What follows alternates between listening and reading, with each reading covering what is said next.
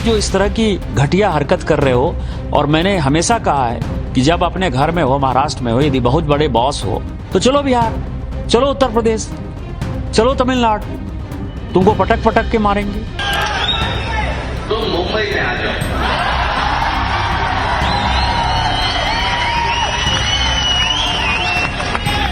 मुंबई के समुद्र में डूबे डूबे कर मारेंगे, डूबे डूबे कर मारेंगे। महाराष्ट्र की मिट्टी एक बार फिर भाषाई लपेटों में घिर गई है, जहां हिंदी बनाम मराठी का संग्राम केवल शब्दों तक सीमित नहीं रह गया, बल्कि सड़कों पर लाठी डंडों, खून खराबों और धमकियों के साथ साथ भयावह रंग ले चुका है। मनसे कार्यकर्ता बेकाबू होकर हिंदी भाषी दुकानदारों और रिक्शा चालकों पर कहर बरपा रहे हैं। इस आग में घी डालने का काम किया है नेताओं के भड़काऊ बयानों ने, जिन्होंने इस पूरे मामले को एक ड्रामाई युद्ध में तब्दील कर दिया। पहले बीजेपी सांसद निशिकांत दुबे ने मनसे प्रमुख राज ठाकरे को पटक पटक कर मारने की खुली धमकी दी। बवाल मनसे की तानाशाही पर भी मचा और निशिकांत दुबे की धमकी पर भी मचा। लेकिन इस बवाल को हवा देने वाले राज ठाकरे अब चुप कैसे बैठ जाते? निशिकांत दुबे की धमकी से राज ठाकरे इस कदर चिढ़ गए, मंच पर चढ़े और छूटते ही जनाब ने भी खुली धमकी निशिकांत दुबे को दे डाली और कहा, यहाँ आओ, तुम्हें समुद्र में डुबा डुबा कर मारेंगे। भारतीय जनता पक्षाचा एक खासदार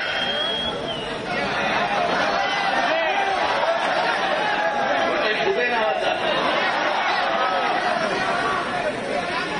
कसं काय बोलला, मराठी लोगों को हम यहाँ पे पटक पटक के मारेंगे। झाली का केस त्याच्यावरती हिंदी चॅनल वाल्यांनी दाखवलं का, पुढे चालवलं का? काही नाही। बघा कसं असतात, कशा असतात ते बघा। तू आम्हाला पटक पटक के मारणार दुबे, दुबेला मी सांगतो, दुबे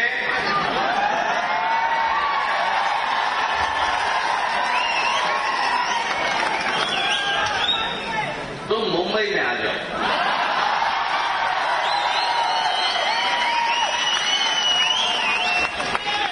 मुंबई के समुद्र में डूबे डूबे कर मारेंगे।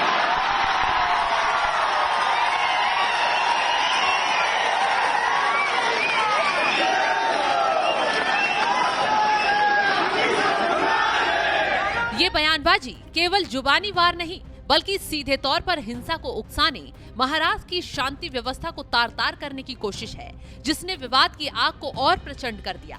खैर, राज ठाकरे क्यों निशिकांत दुबे से इस कदर चिढ़ बैठे हैं कि डुबा डुबा कर मारने की धमकी दे रहे हैं? चलिए इसके पीछे की कहानी भी बता देते हैं। दरअसल जब राज ठाकरे ने हिंदी भाषियों को उद्धव के मंच से कान के नीचे मारने की धमकी को बढ़ावा दिया, एमएनएस के कार्यकर्ताओं ने हिंदी भाषी व्यापारियों के साथ अत्याचार किया, तो निशिकांत दुबे भड़क उठे और छूटते ही कहा, आप आइए, यूपी, बिहार, उड़ीसा पटक पटक कर मारेंगे। क्या है कि आप क्या कर रहे हो कि मराठी बोलना होगा? आप किसकी रोटी खा रहे हो? वहां टाटा है, बिरला है, रिलायंस है, कोई महाराष्ट्र में यूनिट नहीं है। सब टैक्स पेयर जो है, टाटा यदि बिहार झारखंड नहीं होता, उस वक्त बिहार नहीं होता, टाटा ने तो पहली फैक्ट्री वहीं बनाई। हमारे पैसे पर पल रहे हो, तुम कौन सा टैक्स देते हो? कौन सी इंडस्ट्री है तुम्हारे पास? माइंस हमारे पास है, झारखंड के पास है, छत्तीसगढ़ के पास है, मध्य प्रदेश के पास है, उड़ीसा के पास है। आपके पास कौन सी माइंस है? रिफाइनरी यदि रिलायंस ने बैठाई या एसआर ने रिफाइनरी बैठाई तो वो गुजरात में रिफाइनरी बैठाई है। सारी इंडस्ट्री जो है, सेमीकंडक्टर की भी इंडस्ट्री है तो गुजरात में आ रही है। आप जो है लाटसाही कर रहे हो और ऊपर से जो है आप हमारा दोहन करके, शोषण करके टैक्स पेयर करते हो। और यदि आप में ज्यादा हिम्मत है तो आप हिंदी भाषी को मारते हो तो उर्दू भाषी को भी मारो, तमिलियन को भी मारो, आप जो है तेलुगु वाले को भी मारो। आप जो इस तरह की घटिया हरकत कर रहे हो, और मैंने हमेशा कहा है कि जब अपने घर में हो, महाराष्ट्र में हो, यदि बहुत बड़े बॉस हो तो चलो बिहार, चलो उत्तर प्रदेश, चलो तमिलनाडु, तुमको पटक पटक के मारेंगे। ये एनार्की जो है नहीं चलेगी। बस ये बयान राज ठाकरे को इतना चुभ गया, अपनी पार्टी के नेताओं की गुंडागर्दी को तो मामूली समझ बैठे और निशिकांत दुबे को धमकाने निकल पड़े। खैर, जैसे ही राज ठाकरे का खुद हिंदी में धमकी देते हुए बयान वायरल हुआ, निशिकांत दुबे ने भी मजे ही ले लिए। तुरंत ट्विटर पर उनके वीडियो को टैग किया और लिख दिया, मैंने राज ठाकरे को हिंदी सिखा दी क्या? राज ठाकरे मराठी के लिए लड़ रहे हैं, हिंदी का भरपूर विरोध कर रहे हैं, लेकिन निशिकांत दुबे को धमकी हिंदी में देकर अपनी ही खिल्लियां उड़वा रहे हैं। खैर, राज ठाकरे ऐसा क्यों कर रहे हैं, समझिए इसके पीछे की चाल। दरअसल राज ठाकरे अपनी पुरानी मराठी मानुस की राजनीति को भुनाते हुए जानबूझकर महाराष्ट्र में हिंदी भाषियों और मराठी भाषियों के बीच एक गहरी खाई खोदने का काम कर रहे हैं। उनका ये मकसद आगामी बीएमसी चुनावों से पहले अपनी राजनीतिक जमीन को मजबूत करना और फडणवीस सरकार को मराठी विरोधी साबित कर बदनाम करना है। लेकिन उनका मकसद कामयाब होता उससे पहले ही फडणवीस सरकार एमएनएस के कार्यकर्ताओं के खिलाफ एक्शन में आ गई। मारपीट करने वाले एमएनएस के कार्यकर्ताओं पर न सिर्फ एफआईआर दर्ज की गई, बल्कि कई जगहों पर गिरफ्तारी भी हुई। खुद राज ठाकरे इस बवाल में इतना बुरा फंस गए कि उनके खिलाफ ही एक वकील बॉम्बे हाई कोर्ट की चौखट तक पहुंच गए।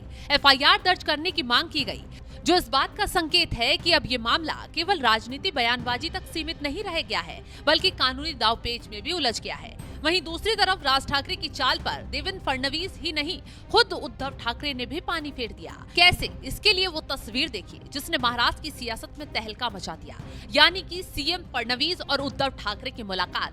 चौंकाने वाली बात तो ये रही कि खुद उद्धव ठाकरे, जो राज ठाकरे के साथ मिलकर इस मराठी अस्मिता की लड़ाई का झंडा बुलंद कर रहे थे, वो फडणवीस से मिलने पहुंच गए। ये मुलाकात अपने आप में एक बड़ा सियासी राजनीतिक ट्विस्ट है, क्योंकि आशंका लगाई जाने लगी कि क्या ये उद्धव की ओर से पाला बदलने का संकेत है या फिर उनकी राजनीतिक मजबूरी है कि वे इस विवाद को और लंबा खींचना चाहते हैं। इस मुलाकात ने महाराष्ट्र की सियासत में एक नए समीकरण को जन्म तो दे ही दिया, लेकिन जिस तरीके से अब राज ठाकरे धमकी देने पर उतारू हो गए हैं, अब उसका असर क्या देखने को मिलता है, ये देखने वाली बात होगी। फिलहाल इस खबर को लेकर आप क्या राय रखते हैं, कमेंट बॉक्स में अपनी राय जरूर बताएं। भारतीय जनता पक्षाचा एक खासदार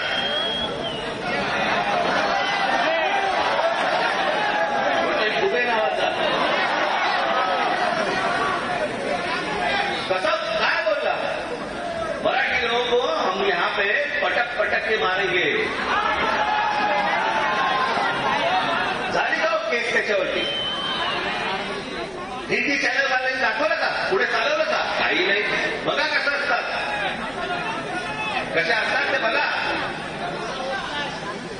तू आम्हाला पटक पटक के मारणार दुबे,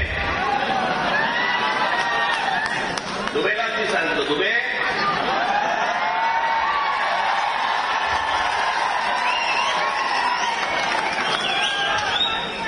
तुम मुंबई में आ जाओ,